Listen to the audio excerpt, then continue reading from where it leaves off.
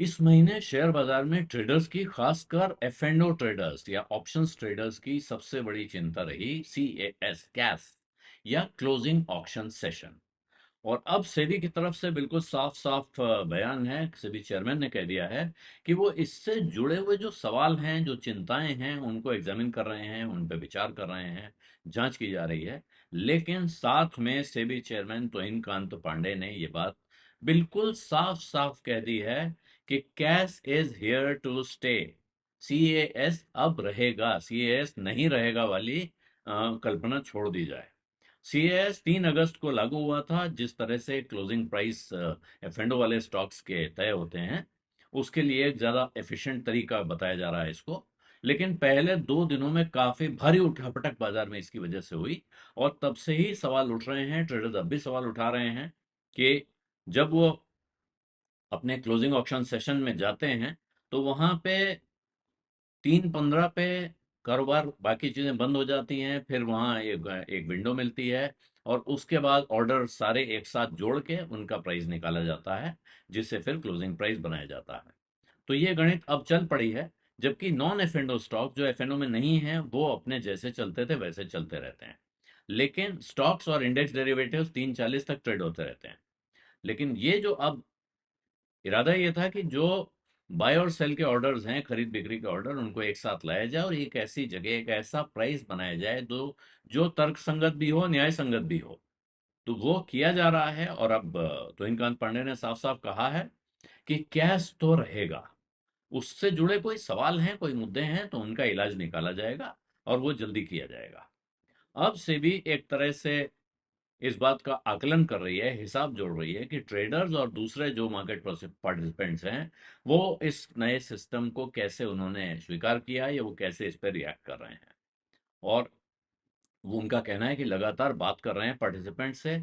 और social media पे जो चर्चा चल रही है उसको भी से भी रिव्यू कर रही है, उस पे भी उनकी नजर है। और जो लोग सुझाव दे रहे हैं इस बारे में, उन सुझावों पे भी गंभीरता से विचार किया जा रहा है। तो जल्दी ही उनका कहना है कि हम सबसे बात कर रहे हैं, इसका एनालिसिस चल रही है, विश्लेषण चल रहा है, समीक्षा हो रही है, और जल्दी ही इस पर अपनी राय भी सेबी जाहिर करेगा।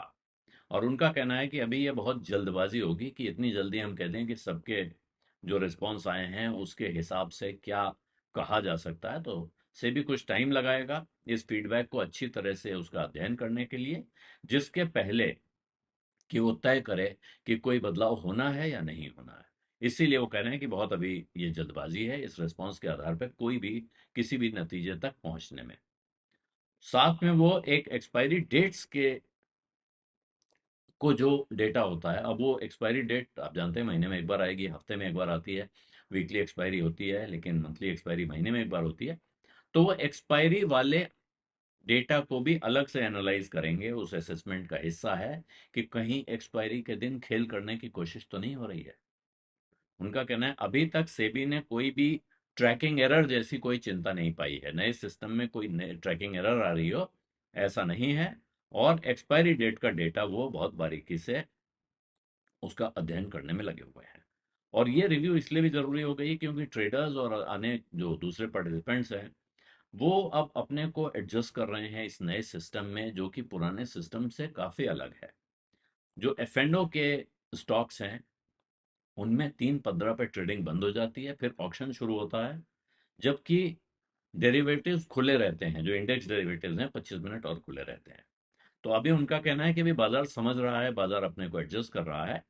और सीएस को और सेबी इस फीडबैक को अच्छे से उसका अध्ययन करेगी किसी भी नतीजे पर पहुंचने से पहले।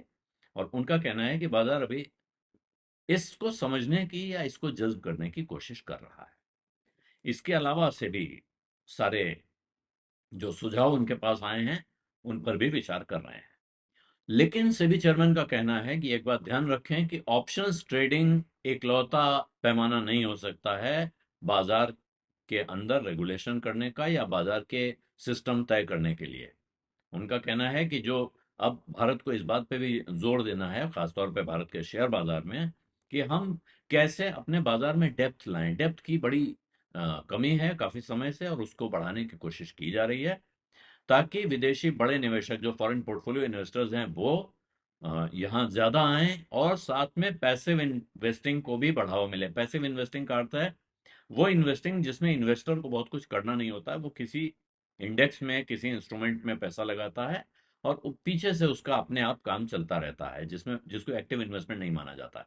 इसमें इन्वेस्टमेंट मैनेजर का भी कोई काम नहीं है, फंड मैनेजर का कोई काम नहीं है, इन्वेस्टर को भी बहुत मेहनत नहीं करनी है, उसको एक बार तय करना है कि कहाँ पैसा लगाना है।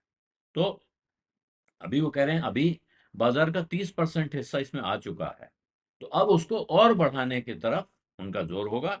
और ये इस पे हमारी सफलता पे निर्भर करेगा कि कितना फिर एफपीआई भारत में अट्रैक्ट होता है और पैसिव इन्वेस्टिंग कैसे बढ़ती है। और इसीलिए अब हम इस किस्से को इस भरोसे नहीं छोड़ सकते हैं कि मात्र इस बाजार में कुछ लोग ऐसे हैं जो वो उस अंदाज में ऑप्शंस ट्रेडिंग करना चाहते हैं जिस अंदाज में वो करना चाहते हैं। यानी वो चाहते हैं उनके हिसाब से नियम कायदे बदल दिए जाएं।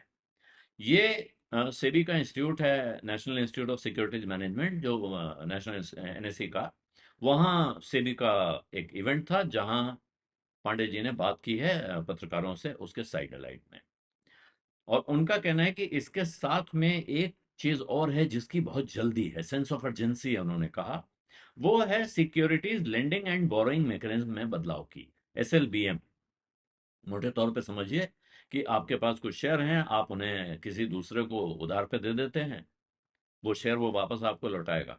लेकिन इस बीच जो उधार लिया शेयर है उनको वो बेच भी सकता है, उनको गिरवी भी रख सकता है, उनके साथ वो ट्रेडिंग भी कर सकता है। उसकी जिम्मेदारी एक तय समय पे आपको लौटाने की है और इसके बदले में वो आपको इंटरेस्ट पे कर रहा होता है। तो ये जो व्यवस्था है, और इससे उनका कहना है कि हम बहुत जल्दी ही अब एक कंसल्टेशन पेपर एसएलबीएम के नए फॉर्मेट पे, नए मैकेनिज्म पे लाने की तैयारी कर रहे हैं।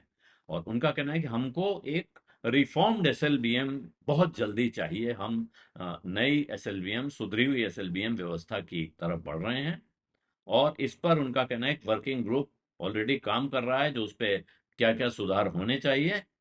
और बाजार के पार्टिसिपेंट्स को भी सुना जाएगा, जो कंसल्टेशन पेपर बनने के पहले, इसके रिलीज होने के पहले भी बाजार से फीडबैक लिया जाएगा, राय ली जाएगी और उसके आधार पर यह कागज तैयार किया जाएगा।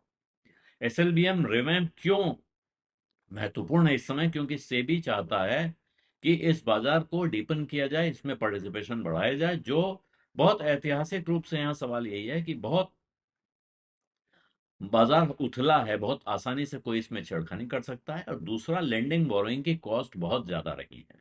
तो उनका कहना है कि अगर एक बेहतर लेंडिंग फ्रेमवर्क बन जाएगा तो उससे बाजार में पार्टिसिपेशन बढ़ाने में, और खास तौर पे ये जो नया सीएएस क्लोजिंग ऑक्शन सेशन लागू हुआ है, इसमें भी ट्रेडर्स का पार्टिसिपेशन बढ़ाने में काफी मदद मिलेगी।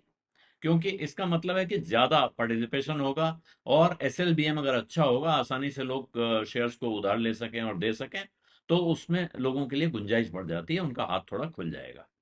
और ये एनएससी क्लियरिंग और बीएससी क्लियरिंग ने इसी समय, उनकी क्लियरिंग कॉर्पोरेशन ने, दोनों ने एक शॉर्ट टर्म 3 दिन का एसएलबीएम कॉन्ट्रैक्ट अनाउंस किया हुआ है कि आप 3 दिन के लिए भी शेयर उधार दे सकते हैं, ले सकते हैं। इसके बाद ये जो विचार आए हैं सेबी चेयरमैन के, तो ये बहुत महत्वपूर्ण हो जाते हैं। और सेबी कुछ बड़े स्ट्रक्चरल चेंजेस, पूरे व्यवस्थागत बदलावों पर विचार कर रही है, ताकि एसएलबीएम मैकेनिज्म को बाजार में बहुत बड़े पैमाने पर, बहुत बड़े वर्ग तक एक्सेसिबल बनाया जा सके।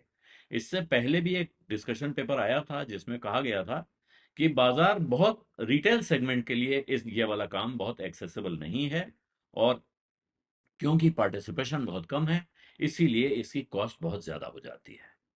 तो ये तो हुई खबर, लेकिन इसके साथ एक चिंता की बात और आ जाती है कि अगर ये इस तरह का स्टॉक लेंडिंग बोरोइंग मैकेनिज्म बहुत बढ़ेगा, जिस तरह से मार्जिन फंडिंग में पहले बहुत किस्से हुए हैं, तो ये आशंका पैदा होती है कि उसका भी दुरुपयोग हो सकता है। और उम्मीद ये करनी चाहिए कि सेबी जब नया फ्रेमवर्क बनाए तो इस बात पर खास ध्यान रखे कि इस चक्कर में रिटेल इन्वेस्टर कहीं अपने गांठ का पैसा भी न गंवा बैठे। बीज अड्डा में आज इतना ही है, विदा दीजिए, धन्यवाद, नमस्कार।